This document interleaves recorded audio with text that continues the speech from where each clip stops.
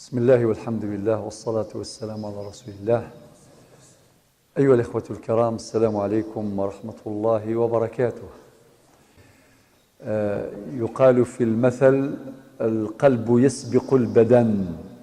القلب يسبق البدن.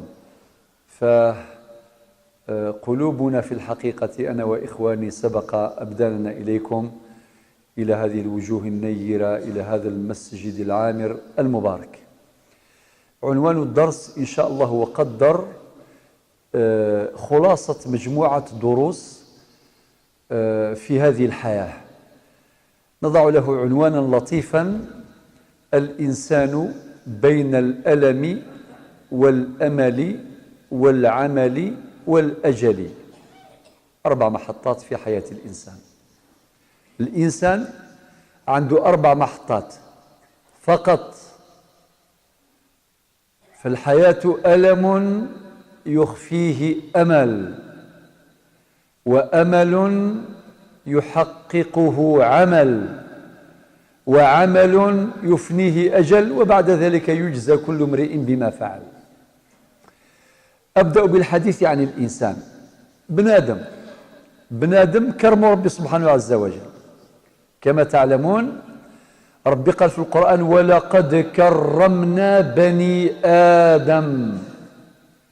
الفقهاء قالوا: كرامة الإنسان في آدميته.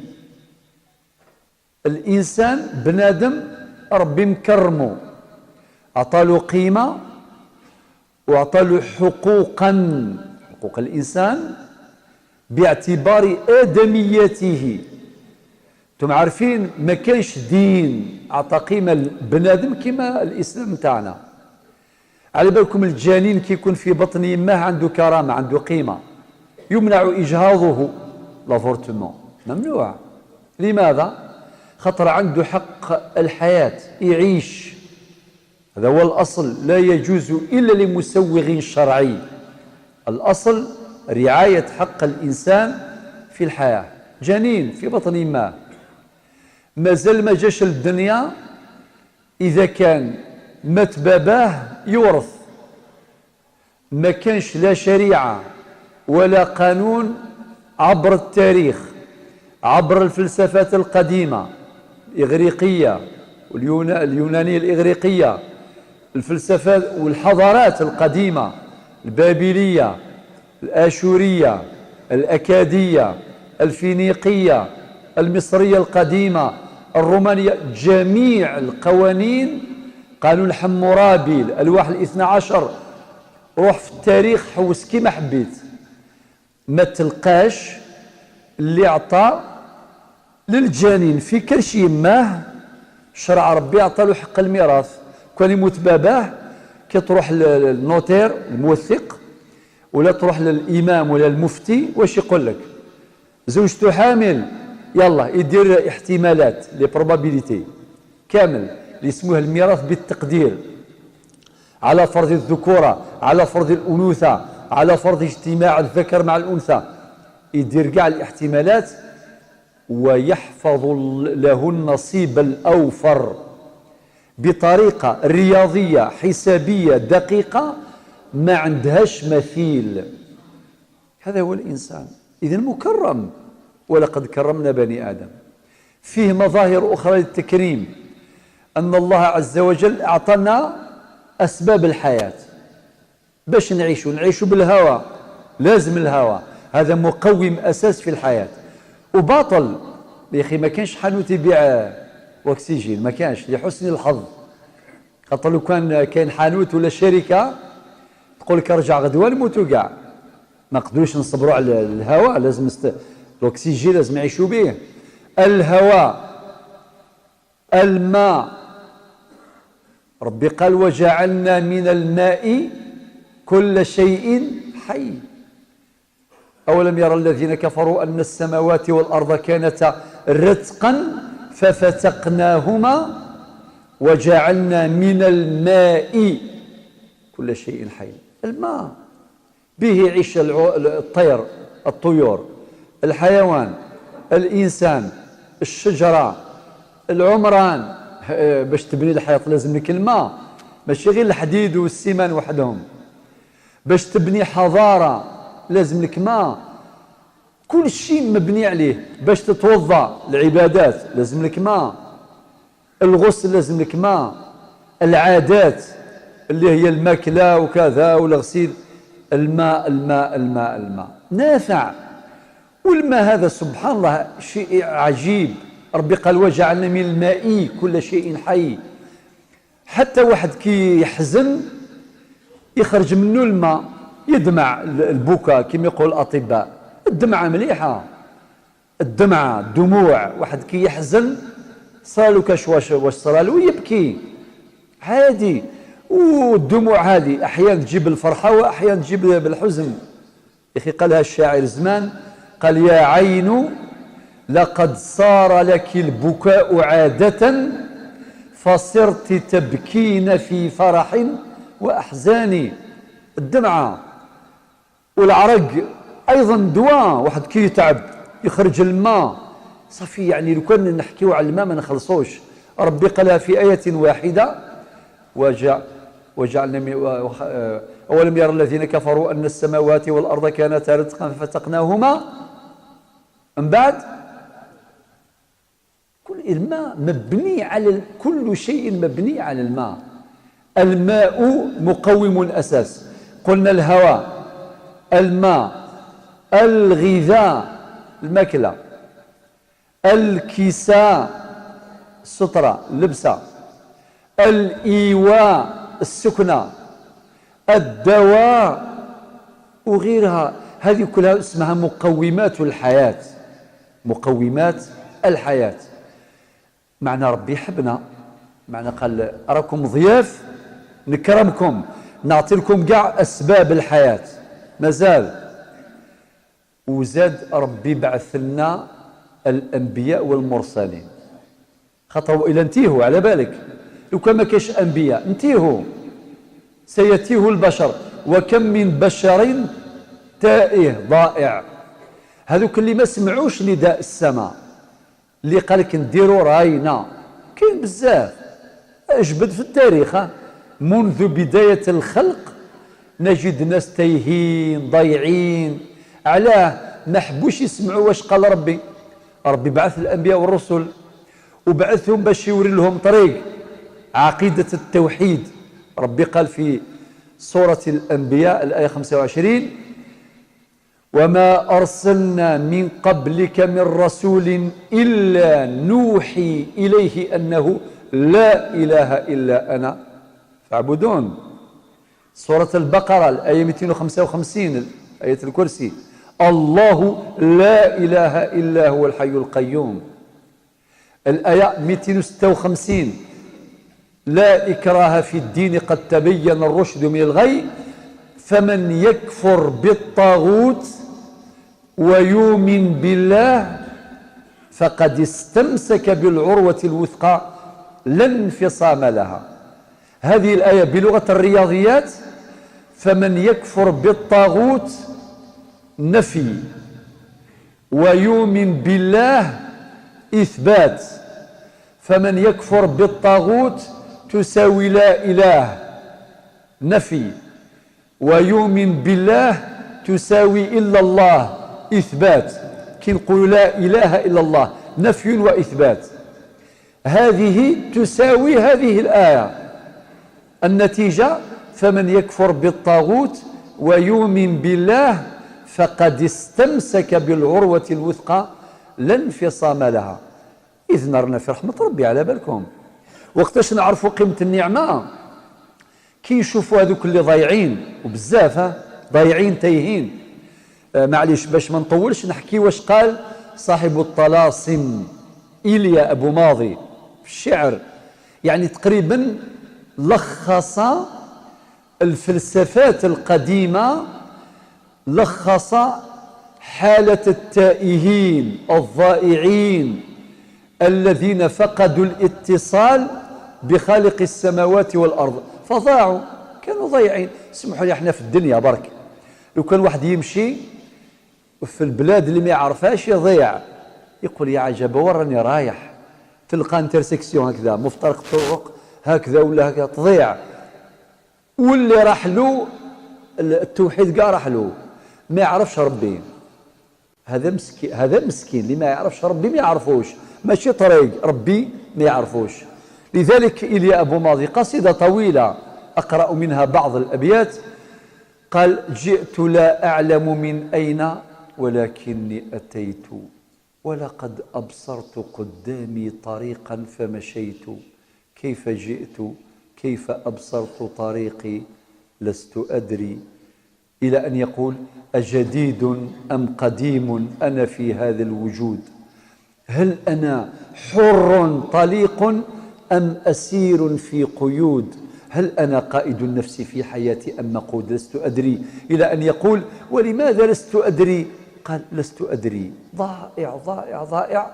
ولكن ربي يقول كاع للبشر من خلال النبيين والمرسلين، سورة الأنبياء الآية 25: وما أرسلنا من قبلك من رسول إلا نوحي إليه أنه لا إله إلا أنا فاعبدون. لذلك يا جماعة الخير، هذه مقدمة أطلت فيها قصدا. هذا هو الإنسان. ذلك واضح الإنسان عندك 4 محطات فقط، خلاصة الحياة 4 ماشي بزاف: ألم، أمل، عمل، أجل، بقى على خير. هذاك واش كاين. خلاص نبدأ بالألم. كلنا نعيش الألم، كاع صغار كبار رجال نساء كاع عندنا الألم. لو كان سقسيو الناس واش يخصك اخويا، يقول لك انا مريض من الطبيب للطبيب وكذا. هذا يعيش الألم والأمراض، أو ماشي واحد ولا زوج ولا 10 ولا 100، كل واحد وين. هذا مريض في بطنه، هذا مريض في راسه، هذا في الكلية نتاعو، هذه في ضروسه، كل واحد وين مرض. ولكن هذا كله ألم. يجي واحد يقول لك الحمد لله أنا الصحة نتاعي ما شاء الله، ما نعرفش كاع طبيب كاع، قول له احمد ربي. بالك راه عنده ألم جهة أخرى، داير تجارة ويخسر، ارفد 500 مليون دبرهم منه دار مشروع استثماري راح ما ربح ولا شيء، وهذا ثاني ألم وهم. مسكين ما يرقدش، يقول لك يا عجبا أني درت تجارة وخسرت فيها، أو كيفاش ندير، يتقلب في الفراش وما يجيش نعاس، راه مهموم. هذا ألم. يجي واحد عنده ألم الغربة، يقول لك يا سعد اللي عايش في ولاد دراج في مسيرة الله يبارك. دروك حنا جايين، لو كان كاين وقت شفت الناس يصرحوا الغنم، حبيت نقاري باش نصرح معاهم شوية، لا نوستالجيا ذيك تجبد رحمة ربي، تشوف الغنم وتشوف هذيك الأيام السعيدة يعني، خاطر عشناها والحمد لله، رعينا الغنم، وهي لحظات جميلة جدا. تقرأ القرآن وتصلي في الوقت وتصلي في الخلاء، وجعلت لي الأرض مسجدا وطهورا، وتحفظ القرآن وتحفظ السنة. ماشي كما دروك رانا عايشين مع الكاميوات والطوموبيلات والزهير ولي بورطابل. لا إله إلا الله محمد رسول الله. دوك نفكركم يا الناس أيام هذيك ما عندنا لا بورطابل تهنينا ولا لا. ودرك دخل برك العاصمة جوات 4 نتاع العشية وقول لي خبرني برك كيفاش تكون بحال قال رونديفو. حياة معقدة جدا. لذلك الآن نحتاج إلى الإيمان جدا. غير الإيمان هو اللي خرجنا من هذا، خطر الحياة معقدة. لم تعد الحياة بسيطة كما كانت. بكي الحياة بسيطة. من الأطباء تاوعنا يقول لنا درك اللي عنده لا بزاف لونغواس لو سترايس لولسير وهذه الهموم هذه كامل. حتى كان واحد عالم كبير اسمه ادوارد سبنسر جولز قال لك معظم الامراض هذه البيولوجيه يظهروا الاعراض نتاع لي سيمبتوم يظهروا، قال لك سببها امراض نفسيه. خذينا طريحه كبيره على مستوى النفس. اذا والحياه الله غالب. لذلك لابد ان نعمل على تجميلها، نحاول كيفاش نخرجوا من هذه الظروف ان شاء الله باقل الخسائر ان شاء الله. إذا ما كاينش اللي ما عندوش هم.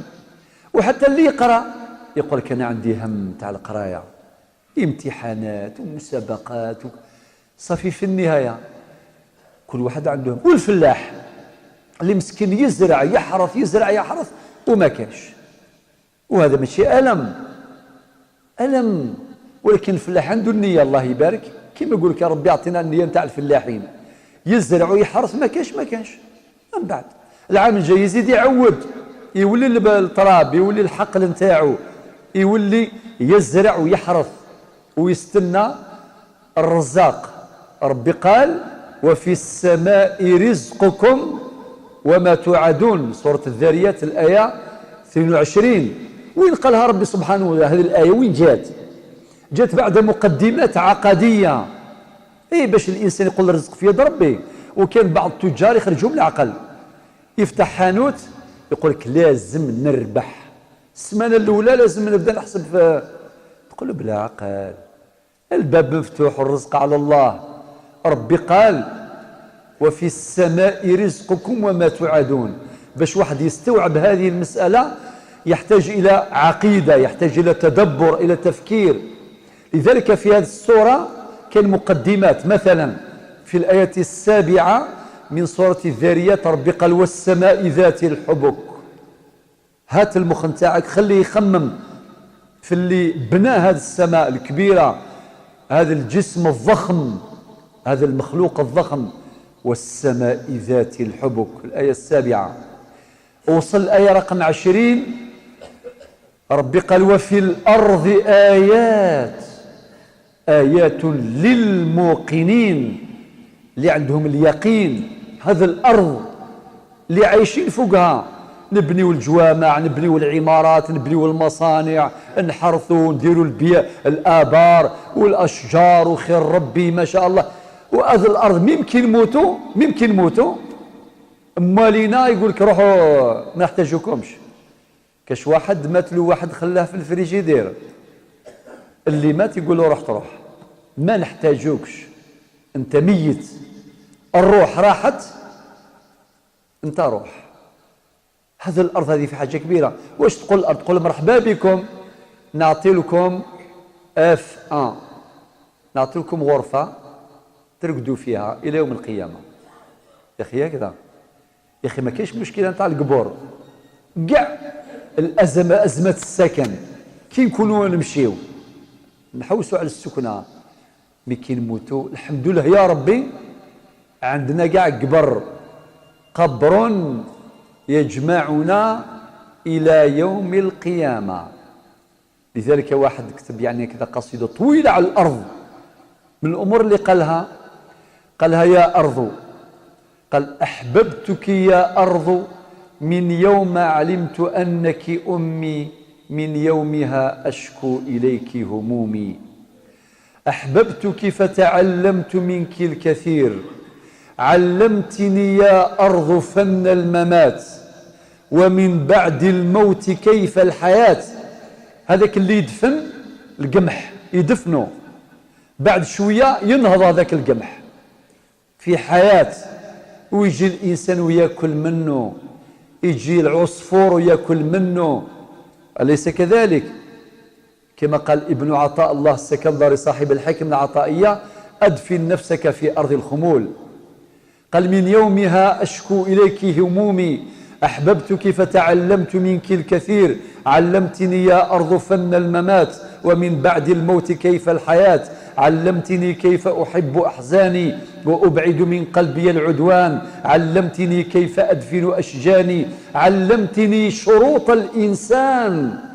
ماشي سهل باش الإنسان يحقق إنسانيته، يكون بنادم ما يظلم، ما يقتل، ما يسيح الدماء كما راهي تسيح الآن. تفكر اللي حبيت، شعوب تقتل الآن في فلسطين، في اليمن، في سوريا، في كثير من بلدان الدنيا، على إنسان يقتل إنسان. يا أخي ربي خلقنا قال نعيشوا وجعلناكم شعوبا وقبائل لتعارفوا، ما قالش باش ديروا قيرات والحروب. سورة الحجرات الآية رقم 13 وجعلناكم شعوبا وقبائل لتعارفوا. بعد واش قال؟ إن أكرمكم عند الله أتقاكم. ما قالش اللي عنده السلاح واللي عنده الأموال والشركات العملاقة والشركات الكونية وهذا الظلم اللي راه يصرى على مستوى هذه الكرة الأرضية.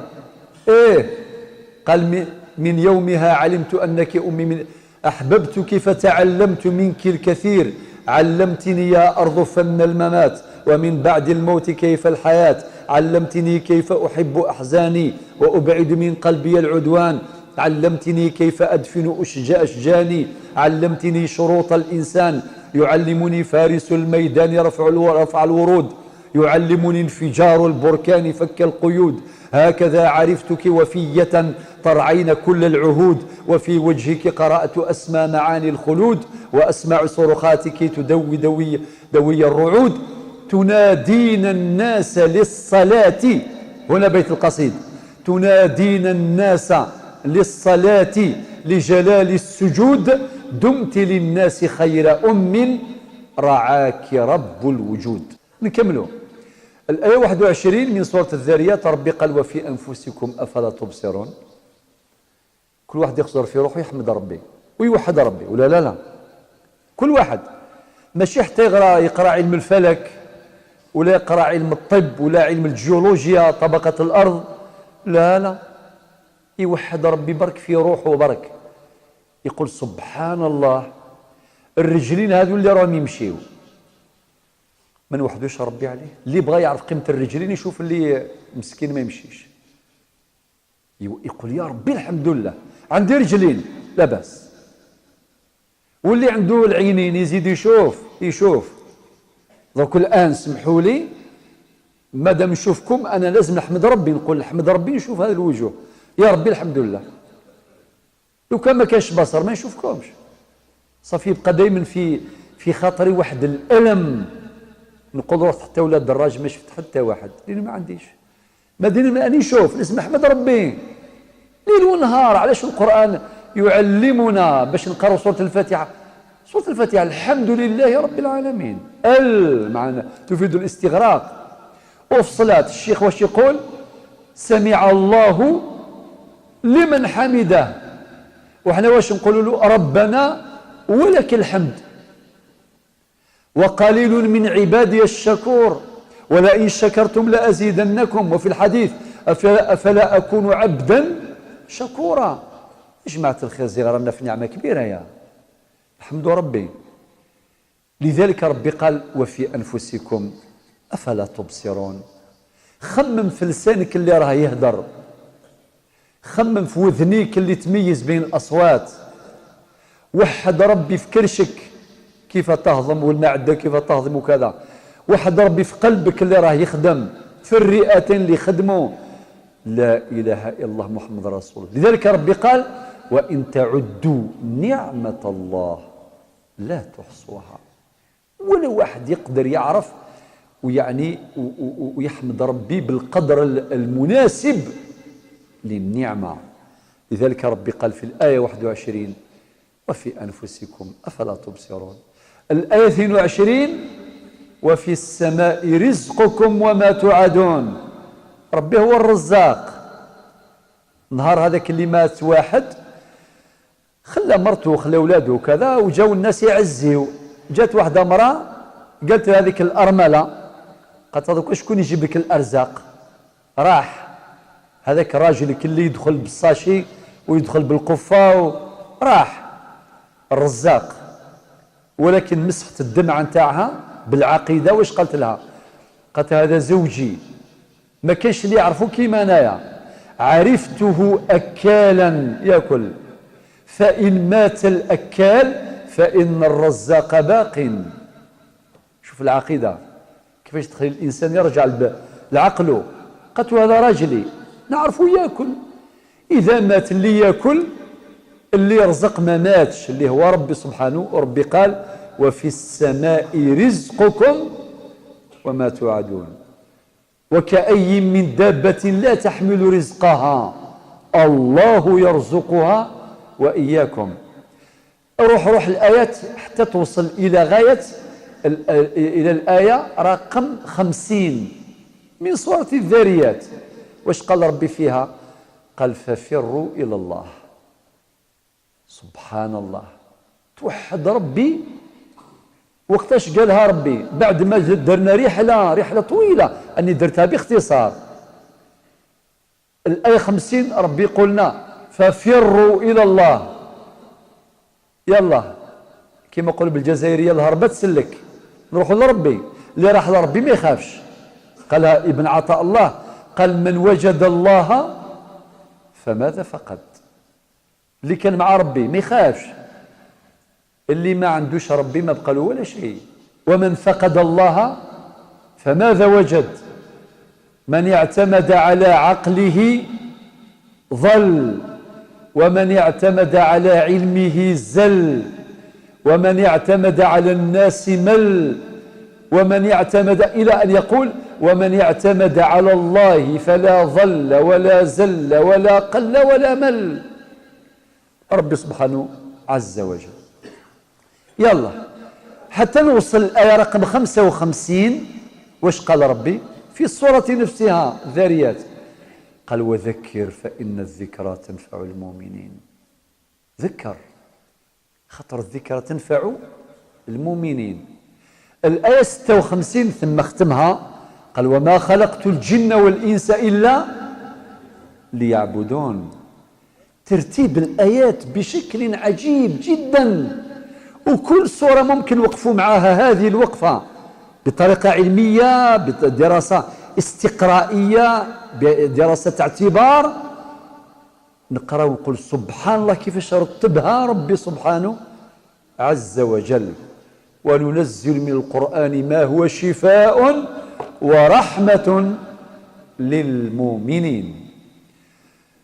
الألم، إذن ما كانش من اللي ما عندوش ألم. وكان واحد الألم يصيبنا كاع اللي هي الموت. كاش دار اللي ما زرتهاش الموت؟ قولوا لي دار ما زارهاش الموت كاع. ما كاش اللي ما، هذا عنده بابا، هذا عنده يمه ماتت، هذا عنده خوه، هذا عنده مرته، هذا عنده وليده. وقالها الشافعي الله يرحمه، قال دع الأيام تفعل ما تشاء وطب نفسا إذا حكم القضاء ولا تجزع لحادثة الليالي فما لحوادث الدنيا بقاء. إلى أن يقول ومن نزلت بساحته المنايا الموت فلا أرض تقيه ولا سماء. كيجي الموت وين تهرب؟ وين نهربوا؟ إلى أن يقول وأرض الله واسعة ولكن إذا نزل القضاء ضاق الفضاء.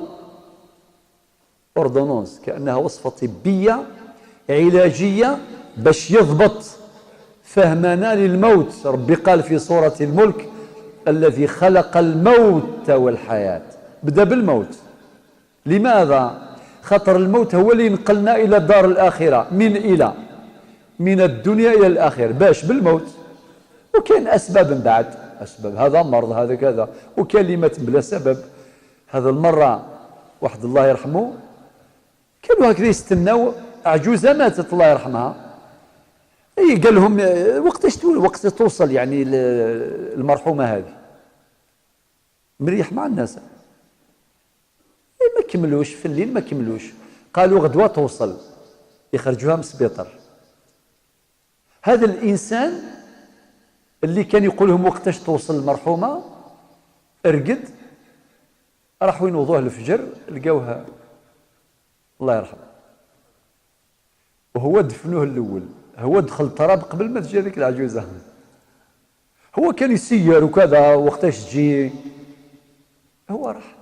سبحان، هذه صارت ما عندهاش 20 يوم، ما عندهاش معنى الموت. هذه غير سبب، يعني عندها أسباب، هذا مرض. ولكن ربي قال ولكل أجل كتاب وإذا جاء أجلهم لا يستأخرون ساعة ولا يستقدمون. علاش ركزت على الألم؟ خاطر واعر. كاين بزاف ناس عندهم الألم مي مصرات يخليها على بالك. يقول لك درت تجاره يا عجبه، سلفت 200 مليون 400 مليون وما خسرت، يا الله يبطل صلاه، يبطل الالم واعر. طولت فيه درك. الان نروحوا الامل. الامل لازم يكون ليسبوار، بالقباليه نقولوا السيرم، الامل. هذاك الفلاح لو كان ما عندوش الامل ما يزيدش يحرث، هذاك اللي راه يقرا في القرايه ما يزيدش يقرا، وهذاك التاجر ما يزيدش يدير تجاره، وهذاك المريض ما يروحش للطبيب. ولكن اذا كان الامل موجود هذو قاع يتحركوا. شكون اللي راه يحركنا؟ الامل. وقالها الشاعر زمان، قال اعلل النفس بالامال ارقبها، ما اضيق العيش لولا فسحة الامل. تعرفوا قاع قصة يوسف؟ قاع يا اخي يوسف راح وجاو خوتو العشية وداروا واحد الفيلم كبير على بالكم، قالوا لباباهم يوسف كلاه الذيب، هاو القميص نتاعو، هاو الدم، لا بروف، دليل الاثبات، وزعما يبكيو. يا حسرة. نورمالمون يعقوب ييأس نورمالمون بالتفكير العادي يعني البشري. وجاءوا أباهم عشاء يبكون قالوا يا أبانا إنا ذهبنا نستبق وتركنا يوسف عند متاعنا فأكله الذئب. ما قالش وقيل راح، خاطر كان قالوا له راح يكون عنده طمع يقول راح يولي، قال كلاه الذئب فأكله الذئب وما أنت بمؤمن لنا ولو كنا صادقين. وجاءوا على قميصه بدم كذب قال بل سولت لكم أنفسكم أمرا فصبر جميل والله المستعان على ما تصفون. بكى الكبدة واعرة، الكبدة واعرة، تبكي تبكي يبكي يبكي حتى واحد النهار جمع بعد سنوات لم ييأس يعقوب. نروي الحكاية باش نأخذ العبرة. وبعدين جمع أولاده وقال لهم يا أولادي روحوا حوسوا على يوسف وعلى أخوه وما تيأسوش من رحمة ربي. يا بني يذهبوا فتحسسوا من يوسف وأخيه ولا تيأسوا من روح الله إنه لا ييأس من روح الله إلا القوم الكافرون. أنعمه باش يزرع الأمل في القلوب. ونحن الحمد لله رانا مسلمين كي نقراو كلام ربي وكلام النبي صلى الله عليه وسلم مهما كانت الظروف لا نيأس. والخطاب موجه خاصة إلى الشباب. حنا نخافوا من الجون هذا والله غير خايفين منكم مليح، نقولها لكم ديريكت على خاطر انتم واعرين الانترنت منا والدنيا كاع مخنوقه والاستعجال وكذا الى اخره. اللي خسر الباك خايفين عليه، اللي بغى يتزوج وحده ما عطوهالوش خايفين عليه، اللي خسر في التجاره خايفين عليكم بزاف باسكو نحبوكم. نقول لكم ديروا انتم مسلمين مادام راكم تصليوا ودخلوا الجوامع ما تخافوش وخدموا. عطى لكم ربي الطاقه والقوه انهم فتية كما في سوره الكهف تقراوها كامل حتى نوصل ربي الى اخر ايه في سوره الكهف رقم الايه 110. فمن كان يرجو لقاء ربه. شكون اللي يرجو لقاء ربه؟ غير المؤمن ولا لا؟ واللي يرجو لقاء ربه لازم يزرع في الدنيا من الطاعات والقربات والباقيات الصالحات باش يوم القيامة يلقاها ولا لا في الآخرة. وربي قال في الآية 110 من سورة الكهف فمن كان يرجو لقاء ربه فليعمل عملا صالحا ولا يشرك بعبادة ربه أحدا. سبحان الله. إذن الأمل ما شاء الله صافي عندنا الألم. ثانية الأمل درك روحوا الثالثة العمل. أنا عاميه، ما يجيش واحد يقول لك شوف أنا قلبي معمر بالأمل ولكن ما نخدمش، وعندنا واحد زريعتنا يعني ما يصلي ما يصوم ما والو يقول كان ما يخصني والو، قلبي كلمة نحب الخير نزور المرضى ونعاون الفقراء، تخصني غير الصلاة ورمضان والزكاة والحج، هذا واش يخصني. يا أخي نسمعوا أحيانا هذا الجو، هذا يكلخلو الشيطان يقول له أنت ما يخصك والو، دغيا يكلخلو صافي يولي هذا غافل ولا لا. هذا ماشي ناسي ماشي نسى، اللي نسى يتفكر ولكن اللي غفل ممكن ما يتفكرش. شحال ناس دفناهم ما يصليوش ومسلمين، وعلى بالكم عندنا ناس دفناهم صلينا عليهم الجنازة هما ما صلوا ولا ركعة واحدة، ما كانش للصولد هذاك نتاع صلاة صفر زيرو. شيء مؤلم جدا جدا جدا جدا. والصلاة عماد الدين كما قال النبي صلى الله عليه وسلم، وفي حديث ابن عمر بني الإسلام على 5، من هذه ال5 بعد الشهادتين الصلاة. علاش قلت هكا؟ باش نروحوا للعمل، المحطة الثالثة العمل مع نخدمه. العمل هذا ماشي العمل الدنيا والآخرة، هذا هو المقصود. الدنيا نعمروها والآخرة نعمروها، هذا هو المقصود، سهل مهل. ربي قال صلي، قال الله تعالى في سورة البقرة الآية 110 أقيموا الصلاة وآتوا الزكاة، نصلي. واللي عنده النصاب وكذا وكذا يزكي، واللي عنده قدرة على الحج يحج. رمضان فمن شهد منكم الشهر فليصمه، إذا ما قدرش يصوم تأتي الآية 185 من سورة البقرة يريد الله بكم اليسر ولا يريد بكم العسر. الآية 183 أمرتنا بالصيام.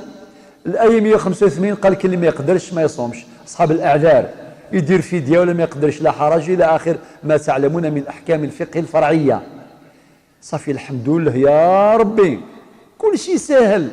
نعمروا الدنيا نعمروا الآخرة نتاعنا بالطاعات، الصلوات والزكاة والصيام والحج والعمرة إلى آخره، والقربات والذكر، العبادة السهلة هكا يسموها العلماء. ما كاينش عبادة سهلة كما الذكر. تذكر ربي بلا الوضوء نورمال يجوز، تذكر ربي واقف قائم جالس راقد كما تكون، متكي في الطريق تستنى في لاصال داتونت راك تستنى الفورغون يجي عادي. ربي قال يا ايها الذين امنوا اذكروا الله ذكرا كثيرا وسبحوه بكرة واصيلا، اسمها العبادة السهلة. هذه كلها واحد يعمر بها الآخرة، بعث له الآخرة. زيد الصدقات تبرعات، اللي يخدم في الجامع ولا هذا الجامع شكون اللي بناه؟ شاركوا بزاف الناس. بالك واحد منكم عطى غير الراي فقط، ما عنده لا دراهم لا والو، عنده الراي قال لازم نبنيو الجامع وبدا يهضر للناس، هذا ديجا عنده حسنات ولا لا يا اخي. قالها بكري المتنبي، قال ابو طيب شاعر الحكمه، قال الرأي قبل شجاعة الشجعان هو الأول وهي في المحل الثاني. شوف الحكمة. واحد آخر منكم يقول لك أنا جونيور، أنا مهندس ندير لكم تخطيط وكذا وكذا. يجي واحد يقول لك أنا إداري نسلكها مع الإدارة، نروح للعمران مديرية الشؤون الدينية وندير وكذا الملفات عليا. يجي واحد يقول لك أنا الرمل عليا، واحد السيمان، واحد الحديد، واحد ماسون يبني، واحد كذا، واحد جاب موكيت، واحد. وكلكم أنفقتم مما تملكون. ربي قال وأنفقوا مما جعلكم مستخلفين فيه. صافي كلكم أنفقتم. هذه كلها طاعات تنفعك في الآخرة، أعمال صالحات. والدنيا هذه لازم نعمروها أيضا، ما نبقاوش غير ليل ونهار صلاة. لا الصلاة قلنا روحوا لهيه، فإذا قضيت الصلاة فانتشروا في الأرض وابتغوا من فضل الله. هذه آية، هذا في يوم الجمعة. زيد النبي عليه الصلاة والسلام قال إن الله يحب العبد المحترف. ربي يحب العبد اللي عنده الحرفة، يخدم العمل في الإسلام، ما عندوش هذا البارم هذا نتاع الميزان، هذا عمل شريف هذا عمل، لا لا، كاع خدمة مليحة، اللي يرعى الغنم واللي ماسون يبني واللي تجارة واللي كاع. المهم واحد يخدم الخير الإصلاح برك. وبعدين ربي قال في سورة التوبة الآية 105 وقل اعملوا فسيرى الله عملكم ورسوله والمؤمنون وستردون إلى عالم الغيب والشهادة فينبئكم بما كنتم تعملون. آية واحدة دارت منهج حياة، آية واحدة، سورة التوبة الآية رقم 105. عملوا الآخر محطة الأجل. الله غالب، لازم الأجل يا أخي. درنا الألم وبعدين الأمل وبعدين العمل، خدمنا وصلينا ودرنا وكذا حتى نقول لك فلان الله يرحمه. الأجل ما ننساوش، ولكل أجل كتاب، والدنيا قصيرة ولو طالت. الدنيا قصيرة فيها والو. لو كان سقسيو اللي عنده 90 سنة نقول له يا فلان كيفاه، شحال في عمرك؟ يقول عندي 90 سنة. يا درا كيفاه طويلة؟ يقول لك والله والو 90 سنة. وين نبان أنا قدام سيدنا نوح؟ وين نبان؟ 90 سنة ما فيها والو. مرة كان واحد الشيخ كبير عنده 89 سنة قال لك لو كان دريت هكذا ما نبنيش من البنيان. هو قالها بنكتة يعني، قال لك تحت الشجرة نعيش نورمال. 89 سنة راحت هكذا سريعة، والحياة أقصر من أن نقصرها. حبيت نعطي رسالة للشباب اللي عنده 20 30 سنة، هذو اللي ممكن يكلخلوا الشيطان، يقولوا انت صغير، انت جون، انت يا قولوا يا جون يجي نهار تولي ماشي جون. وهذاك اللي عنده 90 سنة كان قبل 70 سنة كان عنده 20 سنة، صافي ماذا رايحين كاع يعني. حذاري ما تغركش الشباب، خاطر الشباب واعر. اللي يعرف طريقه يروح للطاعات يا سعدو، يعني يكثر من الباقيات الصالحات ويلعب. راه شاب يروح للبحر ويلعب بالبالون كرة القدم نورمال عادي. الإسلام ما يقيدش هذه الأمور. عيش شبابك ولكن في إطار الحلال، لأنك شاب رسالي. على بالك باللي مادام أعطاك ربي الطاقة استثمرها فيما ينفعك وينفع أسرتك وينفع شعبك وأمتك وينفع الإنسانية. وباش غدوة كي تكبر توصل 90 سنة تقول الحمد لله يا ربي كي كان عندي 20 سنة 30 سنة ما شاء الله القيام ونوقف نصلي القيام تراويح قيام الليل البقية الصالحات والصيام وكذا ونورمال واحتفظت بشبابك. إذن ربي قال وقل اعملوا فسيرى الله أعمالكم ورسوله والمؤمنون وستردون إلى عالم الغيب والشهادة. وستردون معنى هناك إشارة بتموتوا، وستردون إلى عالم الغيب والشهادة فينبئكم بما كنتم تعملون. وربي قال ولكل أجل كتاب، وقال أينما تكونوا يدرككم الموت ولو كنتم في بروج مشيدة. وقال في الآية رقم 281 من سورة البقرة واتقوا يوما ترجعون فيه إلى الله. توليو كاع على ربي سبحانه، ما كانش اللي يخلد هنا. واتقوا يوما ترجعون فيه إلى الله ثم توفى كل نفس ما كسبت وهم لا يظلمون. اللي زرعته في الدنيا تلقاه في الآخرة. إذن الأجل آت لا ريب فيه، ولكن بعد الأجل يجي الموت بعد الأجل. واش يصرى بعد ذلك؟ يجزى كل امرئ بما فعل. انتهت حياة الإنسان. إن شاء الله ربي يختمها لنا بحسن الخاتمة. الحياة ألم، أمل، عمل، أجل. والسلام عليكم ورحمة الله وبركاته.